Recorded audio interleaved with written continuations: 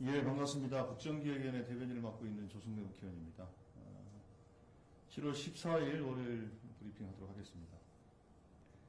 지난주 분과별 자세한 업무 추진 내용과 이번 주 계획에 대해서는 서면으로 배포해 드렸으니까 참고해 주시기 바라겠고요.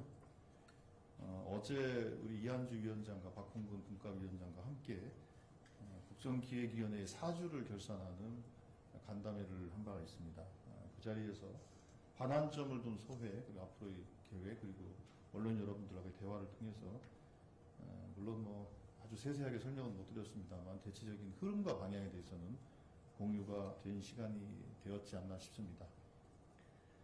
예, 오늘 그 전체 회의에 대해서 먼저 말씀드리겠습니다. 오늘 전체 회의에서는 5번째 전체 회의인데 그동안 분과별 업무 보고를 주로 했던 것에 비춰보면 좀 색다르게 6개 TF의 업무 추진 상황을 공유하는 그런 시간을 좀 가졌습니다. 관련된 내용도 저희들이 정리해서 말씀드리도록 하는 것으로 하고요. 오늘은 서면으로 말씀드린 것을 제외하고 크게 2가지 정도로 말씀을 드릴까 합니다. 먼저 첫째로 신속 추진 과제에 대해서 먼저 몇 가지 말씀을 드리도록 하겠습니다. 현재 수준에서 부처 간 협의를 마치고 공개할 수 있는 것들을 이제 3개 정도 말씀을 먼저 드리도록 하겠습니다. 첫째, 결혼 서비스 가격 투명화를 신속 추진 과제로 했습니다. 다들 아시는 것처럼 결혼 서비스 가격 정보에 대해서 지역별, 품목별, 헤어라든지 드레스라든지 여러 가지 품목별 있지 않습니까? 관련된 비교 정보 같은 것들이 사실은 부족해서 좀 어려움을 겪는 분들도 있고, 또 한편으로는 예식장이나 결혼준비대행 서비스 업체들이 제공하는 서비스의 세부 가격 및 환불 조건 등에 대해서 표시하는 것도 좀 의무화하는 게 필요할 것 같습니다. 실제로 이제 서비스 조건이라든지 환불 조건들에 대해서 명확하게 정리가 되어 있지 못해서 갖는 불이익을 토로하는 글들이 많이 올라오고 있는 상황입니다. 그래서 이 문제에 대해서 신속하게 제도 개선을 하겠다는 말씀을 좀 드리겠고요. 두 번째로 지금 이제 AI 시대가 본격화되고 있는데 실제로 그 정부 예산을 받아서 집행하는 그 소위 이제 이런 예산 중에서 AI를 활용할 수 있는 세부 집행 내역들이 좀 취약해서 근거가 없어서 활용하지 못하는 것들이 있습니다. 예를 들면 이제 BK21 사업을 하는 과정에서 예를 들면 BK21 사업비 중에서 예를 들면 범용성 소프트웨어 같은 거를 구입하는 거, 예를 들면 한글 아니면 엑셀 이런 거를 소프트웨어를 구입하는 것에 대해서는 실제로 이제 일정 정도 이제 관련 연관성들을 따져서 이제 허용을 예외적으로 하고 있습니다. 그런데 최근에는 이제 생성형 AI를 통해서 그 BK21 등 정부 과제를 수행함에 있어서 그 과제 수행의 편리성을 되게 높일 수 있는 방안들이 있는데 이 부분에 대한 사용 집행 등에 대한 가이드라인이 없었습니다. 그렇기 때문에 실제로 생성형 AI를 활용해서 BK21 용역 같은 과제를 수행하는데 좀 한계 또 어려움을 토로한 부분이 있어서 이 생성형 AI 구매를 허용하는 그런 방향으로 가이드라인을 만들어서 저희들 지침을 줄 생각입니다. 이렇게 되면 아무래도 연구자들이 또 연구 활동에 몰두할 수 있고 또 연구에 또 내용을 훨씬 연구의 질을 높이는데 매우 좋은 긍정적인 영향을 미칠 것이라고 생각합니다.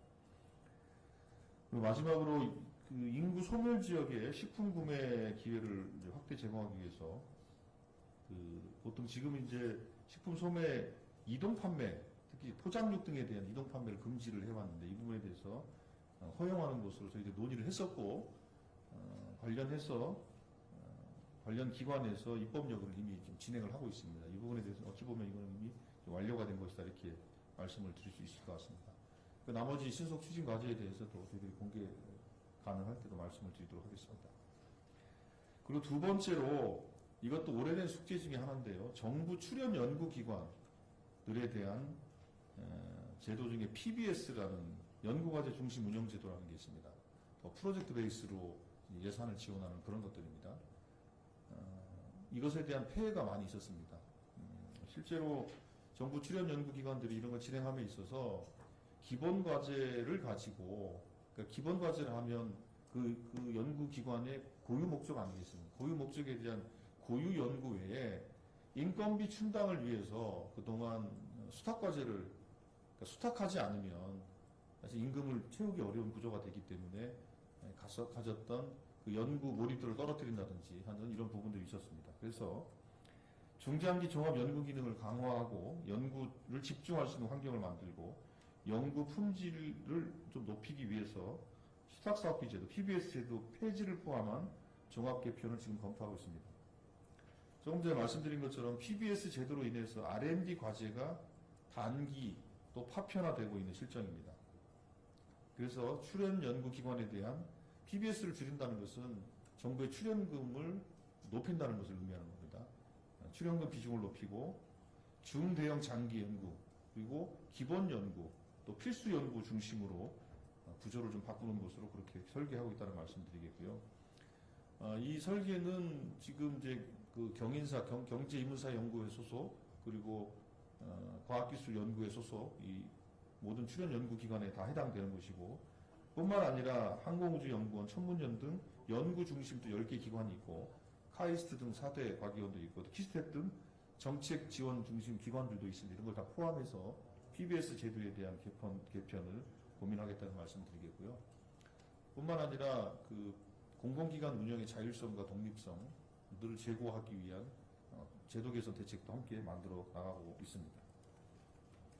이렇게 신속 추진 과제 3개와 PBS 제도를 중심으로 한 공공기관 개선 방안에 대한 말씀을 드렸고요. 나머지는 그리고 지금 국정기획위원회와 지방시대위원회가 함께 모여서 아까 이제 모두 발언 취재를 하셨을 텐데요. 새로운 대한민국의 균형 성장 전략에 대해서 논의하는 자리를 현재 진행을 하고 있습니다. 이 부분은 이제 다 논의가 다 끝난 다음에 보도 자료로 이런 게 공유하는 시간을 갖도록 하겠습니다. 이 정도로 마치겠고요. 혹시 뭐 질문 있으면 질문해 주시기 바랍니다.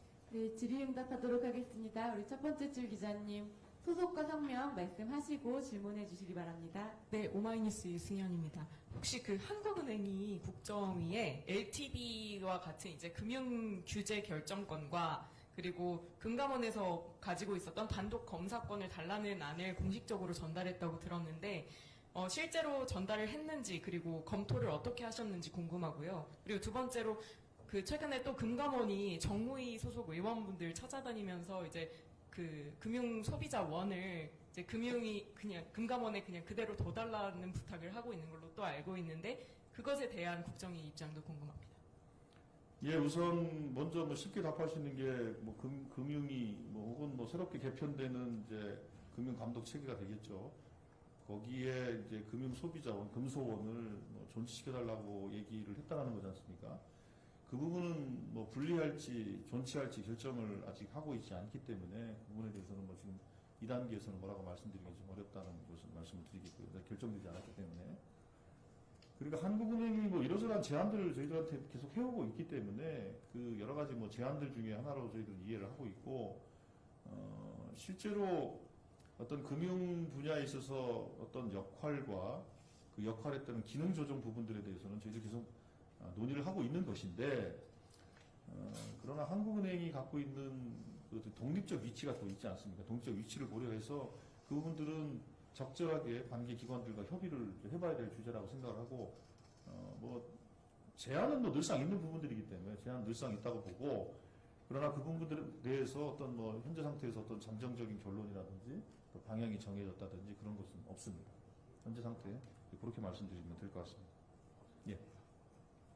다음 질문 받도록 하겠습니다. 네, 덕팩트 김시영입니다. 이번 주 선관위 업무보고 예정되어 있는 걸로 알고 있는데 날짜 정해주셨는지 여쭙습니다. 예, 선관위가 제가 수요일인가요? 잠깐만요.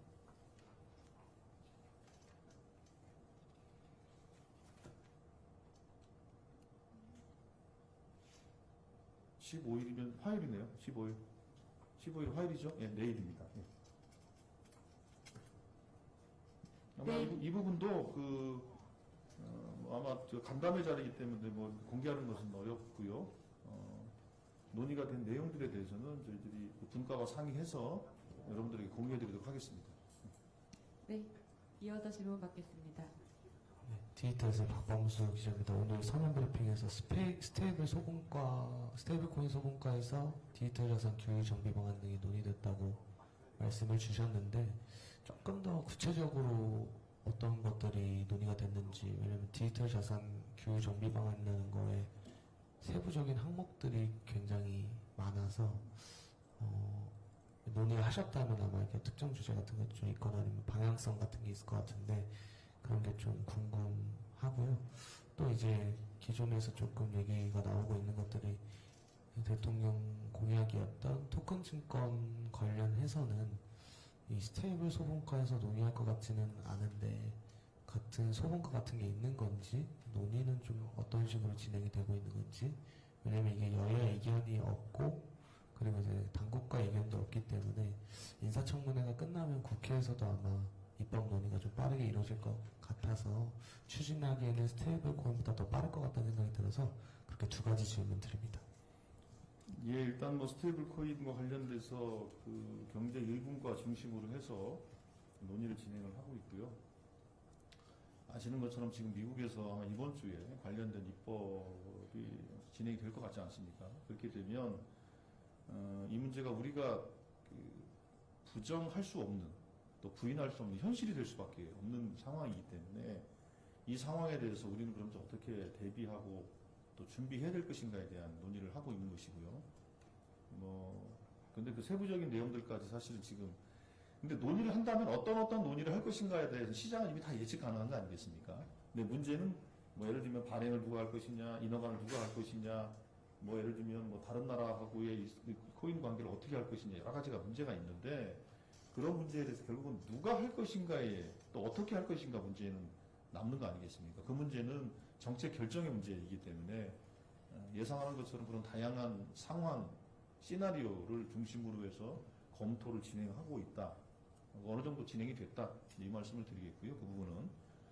그리고 이 부분은 이제 어느 정도 공개할 수 있는 수준이 되면 관계기관과 협의를 또 해야 되고, 한국은행 등하고 협의해야 될 거 아니겠습니까? 협의를 통해서 말씀을 좀 드릴 수밖에 없을 것 같고요. 그리고 토큰 증권이나 이런 부분들에 대해서는 그거는 좀 그동안 이제 사회적 공론이 많이 이루어진 부분들이기 때문에 그런 부분들에 대해서는 국정과제에 반영할 수 있는지, 반영한다면 어떤 형식으로 세부 이행과정, 실행과정을 만들어 나갈 건지에 대해서 현재 논의 중에 있다. 그 부분도 그렇게 말씀을 드려야 될 것 같고요. 이건 당연히 그것도 경제 일분과죠. 예. 일분과. 예. 이거는 이제 금융 쪽으로 봐야죠. 그러니까 금융 쪽인 경제 일분과로 보시면 될 것 같습니다. 예. 근데 아직 이제 국정과제가, 세부 국정과제가 정리가 안 됐기 때문에 포함됐는지 안 됐는지 여부에 대해서는 현재 상태에서 말씀드릴 수 없습니다. 네, 이어서 질문 받도록 하겠습니다. 네, 우리 첫 번째 줄. 안녕하세요. 머니투데이 옹년입니다. 대통령께서 취임 전후로 배당소득 과세율을 낮춘다거나 분리과세하는 안에 대해서 언급해 오셨는데 국정과제로 검토하는 중인지 여쭙고, 또 기재부가 세법 개정안 검토하면서 분리과세를 우선으로 검토할 거라는 전망도 나오고 있는데 관련해서 소통이 이루어지고 있는지도 궁금합니다.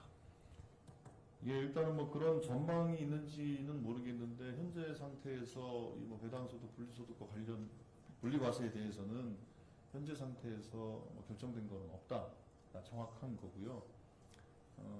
근데 여러 가지 또 고려해야 될 요소들이 있기 때문에 여러 가지 요소들을 지금 고려하고 짚어보고 있는 정도로 이해하시면 될 것 같고, 비단 이 배당소득 분리과세 이 하나만 가지고 판단할 수 있는 거라면 결론을 쉽게 낼 수 있겠지만 이 하나만 가지고 판단을 할 수 없는 것이기 때문에 여러 가지 고려 요인들에 대해서 종합적으로 현재 판단하고 있는 중이다. 그렇게 좀 봐주시면 될 것 같습니다. 네, 추가 질문 있으실까요? 네. 네.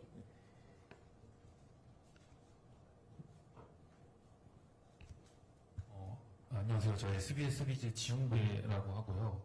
아까 얘기하신 결혼 이제 대행업체가 하는 서비스 요거를 투명화를 하시는 게 제가 잘 몰라서 그런데, 그러니까 흔히 말하는 스드메 이거를 다 비용을 공개하고 환불 서비스 가이드라인을 만든다 이런 취지로 이해하면 되는 건지. 예, 그렇습니다. 그리고 이게 예를 들면 공정위에서 단속 같은 걸 하게 되고 뭐 예를 들면 타임라인 이런 것들도 좀 있는 건가요? 언제 도입하게 될지나. 이건 이제 그 신속 추진 과제를 했기 때문에 이거는 그러니까 중요한 표시 광고 사항 고시라는 게 공정위 소관에 고시가 있거든요. 고시 개정하면 되는 문제이기 때문에 고시 개정은 금방 할 수 있는 거거든요. 그렇게 되면 현재는 이 결혼 서비스와 관련된 여러 가지 아까 말씀드린 스드메의 경우에 실제로 이제 아마 자율 의무가 되어 있기 때문에 그래서 발생하는 이제 이 사업자 서비스 대행하는 분들과 이제 소위 이제 신혼부부하고 이제 갈등이 계속 생겨왔기 때문에 이 부분에 대해서 관련 법규를 정확하게 좀 해서 고시 의무를 줘서 자율 의무가 아니라 자율이 아니라 의무를 부과하는 것이 되겠죠. 그렇게 되면 공정위에서 관련된 그 가격 표시라든지 환불 조건이라든지 이런 것들에 대해서 볼 수 있겠죠. 예, 그렇게 되면 소비자가 그에 따른 그 예를 들면 뭐 이제 사업자에 대해서 어떤 조치를 할 수 있는 정확한 근거들이 만들어지게 되는 거니까 오히려 이제 그 신혼부부들이나 소비자들에게 편익을 좀 높여주는 방향으로 그렇게 가는 것이고 이 많은 경우 불편함을 많이 겪었기 때문에 특히 젊은 이 신혼부부들한테는 이 문제에 대한 그 민원이나 이런 것들이 매우 많았습니다. 다들 아마 아실 겁니다. 이달이나 뭐 다음 달 뭐 이렇게. 예, 일단 뭐 이건 협의가 끝난 것이기 때문에 최대한 빨리 할 겁니다. 근데 고시 개정도 그 절차가 있어요. 그냥 막 하는 게 아니라 고시도 이것도 이제 각 부처 회람을 해야 되고요. 그러니까 공정거래위원회와 관계 당국하고는 협의가 끝났으니 이제 절차를 하게 되면 절차에 따라서는 공정거래위원회가 그러면 절차를 어떻게 진행하겠다라는 것에 대한 계획을 공정거래위원회가 별도로 한번 언론에게 설명할 수 있도록 그렇게 좀 하겠습니다. 네, 이어서 질문 받도록 하겠습니다. 질문 있으신 기자님은 손을 드시고 표현해 주시면 감사하겠습니다. 없으신 모양인데요. 예, 그러면 더 이상 질문이 없으신 것으로 알고 이상으로 브리핑을 마치도록 하겠습니다. 수고하셨습니다. 예, 감사합니다.